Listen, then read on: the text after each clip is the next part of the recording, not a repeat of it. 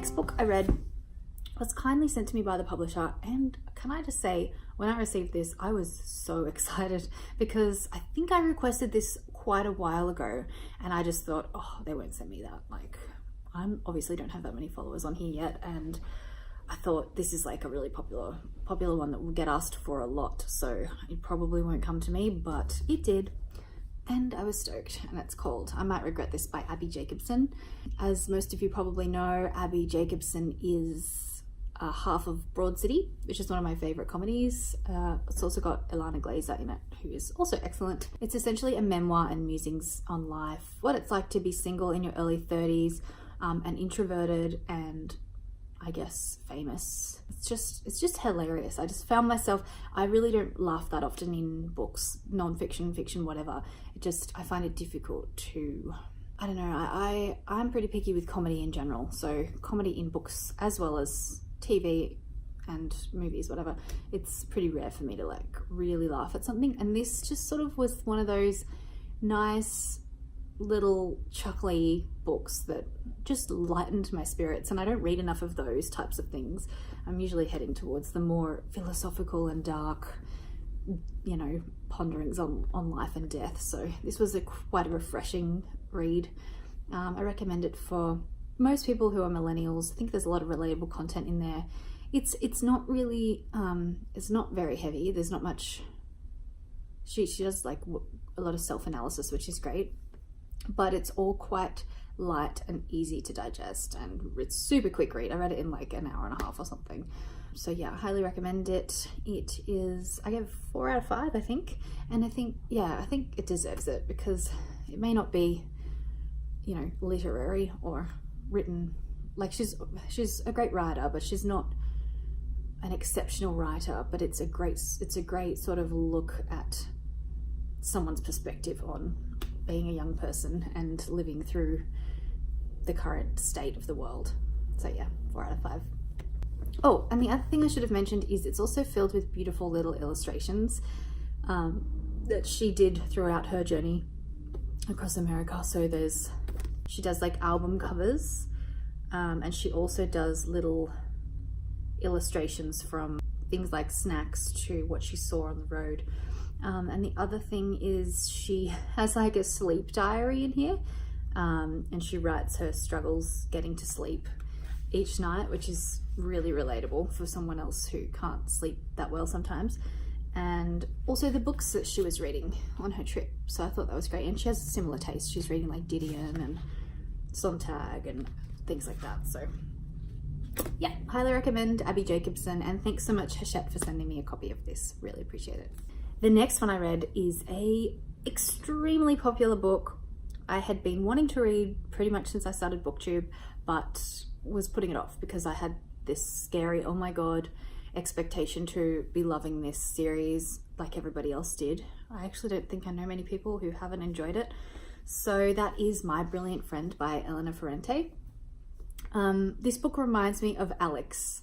So hi Alex, if you're watching this, I'll link his BookTube down below. He recommended I read a copy of this a few times, and I kept seeing him talk about it, and I thought, okay, I'm just gonna put it on hold at the library. When it comes in, I'll grab a copy and I'll just see if I like it, and then I don't have to worry about spending money on something that I might not enjoy.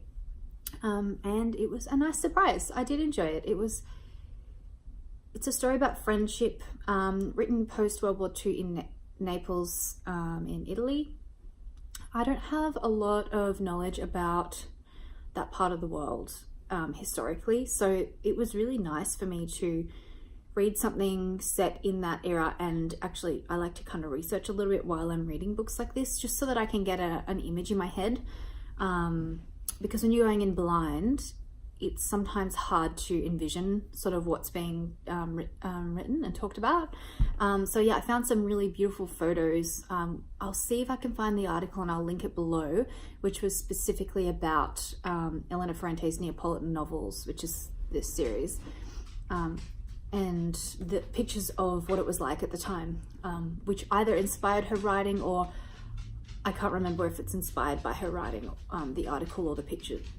Anyway, I'll inspired her writing, but I'll find it and I'll link it down below. And if you know more about this topic, please feel free to discuss, because I'm open to more and more knowledge about this, learning about this type of stuff. So essentially it's an insular small town. Everyone knows everyone. A lot of them are living in poverty. There's a lot of abuse, domestic abuse. There's a lot of misogyny, like saturated in misogyny. Yeah, it's about adolescence and growing up. Close friends, you know, how you grow up, well, not everybody, but I guess most of us sort of grow up with a particularly close friend, and it's about that friendship from youth all the way through to adolescence. It's not got a strong plot. It's mostly just following one person's perspective and life, as I said, from primary school pretty much up to adolescence, and her relationships with her family and the people in the town and her close friend. It's translated fiction, and yeah, it was a nice read. I tried to go in without too much of an expectation on what it should be, because I know already that so many people loved it, and I sort of had this, I don't know if I'm going to live up to that love that everybody else has sort of experienced, but I can see why it's so popular now. And I think if I didn't know anything about it and I'd found it myself, I might have loved it even more. Which is saying nothing against the book itself. It's actually sort of complimenting the book. It's just that when you go into anything with high expectations, it's never going to live up to finding a book yourself or stumbling upon something and reading it for the first time with no experience or knowledge about what someone else has felt when they've read the book. So I gave it 4 out of 5. I'm sure I'll read some of the others in the series at some point. I'm not feeling particularly driven to do so at the moment. I think I've had my fair share of the Neapolitan novels for now, for this year. Maybe next year I'll read another one. I'll see how I go. But I thought it was really beautifully written, and I think it was a book that treasures friendship, and particularly female friendship. So yeah, really beautiful book. Okay, so the next one I want to talk about is a memoir that I'm not sure why I bought. It's an audiobook. It's Lily Allen's My Thoughts Exactly. I have very complicated feelings about it, and I don't know how to talk about it on BookTube, because I have found that a lot of people have disagreed with me, and that's not a bad thing, but I don't want to... I'm just hyper aware of bringing down a female who has written about her life, and as a feminist I just feel uncomfortable doing that, but I didn't love this book, and I personally felt like there were some really important points in this book about sexism and misogyny in the music industry, which I don't think is covered enough, and you know, the whole Me Too Weinstein thing that has been happening over the past couple of years, that is also a thing in the music industry, which I don't think is spoken about enough. I think it's a lot of things that have happened in Hollywood are coming out, but not a lot of things that are happening in the music industry are coming out. And I suppose it's in every industry, it's everywhere, but I think that was an important aspect of this book.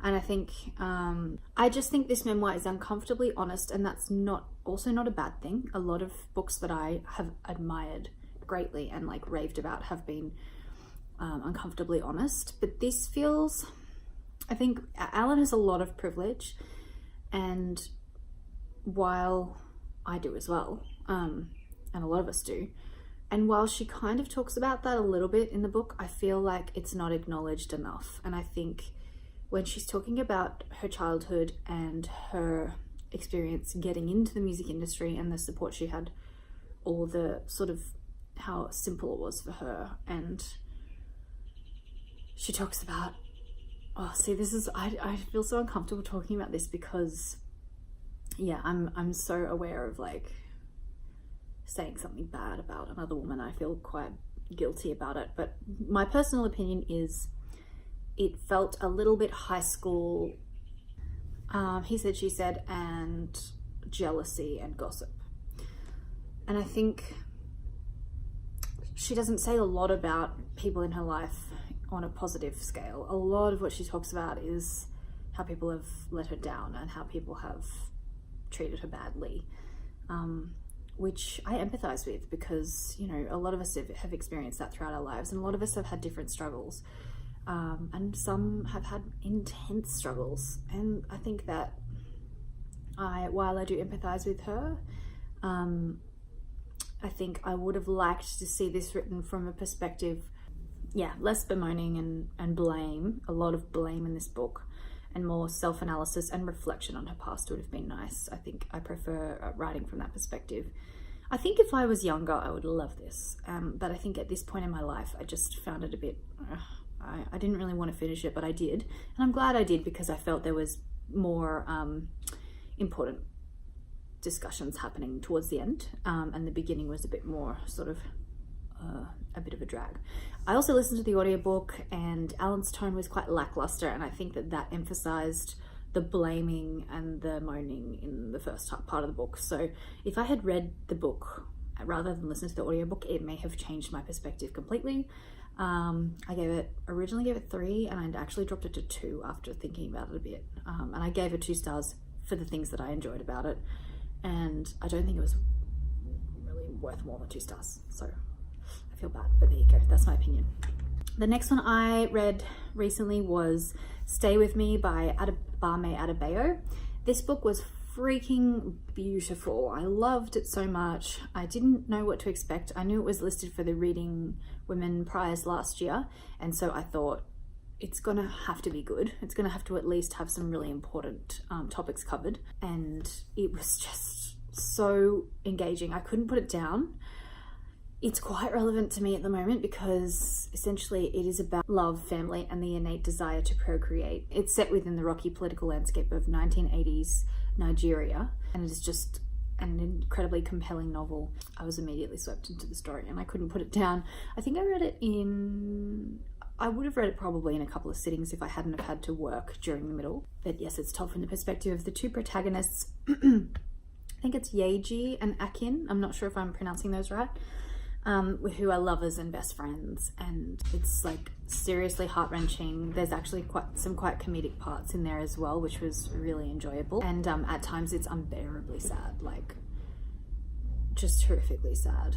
The 2 of them have actually lived on in my mind since I read it, and I think I'll be thinking about that book for the rest of the year. So I originally gave that one 4 out of 5, but I think I'm going to up that to a 5 after I've had some time to process it, because it was just such a brilliant book. Recommend that to anybody.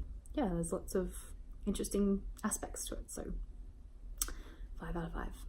And the last book I'm going to talk about, The Lost Man by Jane Harper, one of the most popular books in Australia at the moment.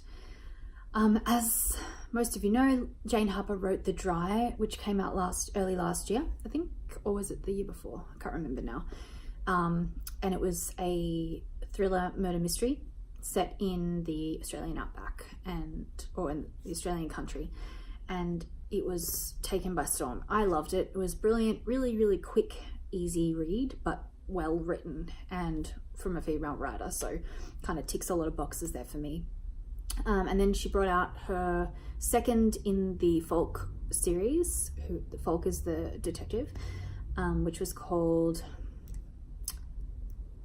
I think this is Jane Harper's best book. I think that this is even better than The Dry, and her second one in the Folk series, which the title is failing me at the moment, but I'll remember in a minute. I finished this in essentially a day around work commitments. It was so compelling and engaging. The storyline was really interesting. I was not sure where it was going, and I was surprised at the end with the twist. You're sort of trying to guess what happened the whole way through, but I actually really love Harper's way of sort of pulling something out of the woodwork that you were least expecting. I think that's quite nice, because whenever I read a book that is a mystery and you can sort of feel like you guess who's done it, I feel bored by it, because then it's like, oh, I figured that out. That was really easy. I love it when I'm shocked. So I really appreciated the way she did this. There's a lot of important messages in this book, which I didn't realize until quite towards the end. And Harper has an incredible ability to create vivid Australian landscape. That is like in each of her books. We had the outback slash country, we had the dense rainforest or forest in Australia, and now we've got another one set in the desert in Australia, and they have all been incredibly vivid, and the landscape really is one of the driving points of her novels. She also has an ability to write incredibly engaging and flawed characters, which is super impressive. Each of these characters still live on in my head. And for a very quick book, you know, a quick read, read this in a couple of sittings, you'd think, especially for an easy-ish read, which most people can, even non-readers could pick this up and be engaged with it quite easily. She still writes so well. I think it's actually quite difficult to write simply and be engaging and not be writing dross or like bland books. And this is not bland and is definitely not dross. I would call it one of my most engaged books of the year. So yeah, definitely go out and grab a copy of this, everyone, because it's really good. I'm giving it to my husband to read, and then I'm going to give it to my parents to read after that, because they love a nice Aussie read as well. So that is it. That is all of the books that I've read recently since my last video. Most of them are in October, but I'm not sure what I'll call this. I guess it's an October wrap up. And yeah, I will be back very soon. I'm not sure what, I've got some other video ideas up my sleeve, but I'm just wrapping up a lot of work at the moment and freelance work, and then I'll get to some more interesting content for you. But thanks so much for sticking around and for watching if you haven't been here before. I hope you found some good Aussie recommendations in this video, and I will speak to you soon. Thanks so much, guys. Bye.